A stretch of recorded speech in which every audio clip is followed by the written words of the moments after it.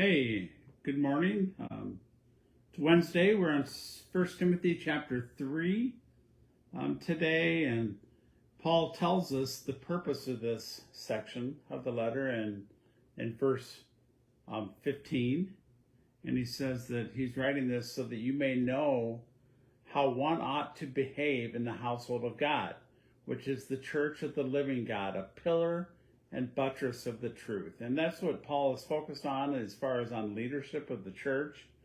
And he's looked at the office of overseer, which many churches are structured. They have elders and they have deacons. And Paul, in the first 7 verses, addresses what an elder or an overseer would look like and what the characteristics they must have.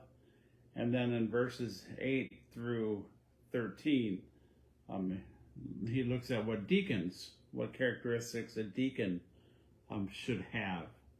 And, we can certainly apply this to church as far as church leadership. And it's pretty clear God holds leaders in the church to a higher standard. And as a pastor, it's one of those sections that, is a little bit, I don't want to say concerning, but just realizing that church leadership carries a little extra burden or extra expectation from God. But I do like his description, as I mentioned earlier, that, why he's writing this. One might behave in the household of God. And I think if we look at characteristics of the church and what the church is, and sometimes I think we have an incredibly low view of the church. And Paul and God is stressing that no, there should be a very, very high view of the church. It is the household of God, the church of the living God, a pillar and buttress of the truth. So,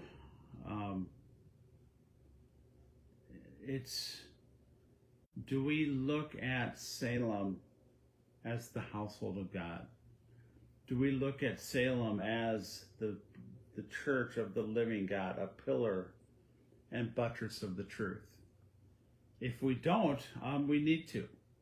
And that's what we need to look at, is the purpose of any church is to be the household of God. And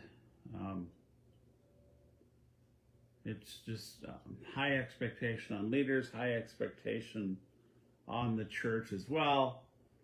And that we confess the mystery of godliness, the very last section. He was manifested in the flesh, vindicated by the Spirit, seen by angels, proclaimed among the nations, believed on in the world, taken up in glory. That's truly the gospel message in one sentence. And that is why the church exists and why there is such an expectation on the church. So, have a great day.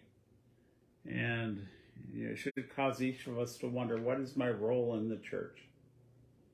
As the pillar of truth, the church of the living God, the household, the dwelling place of God. God bless.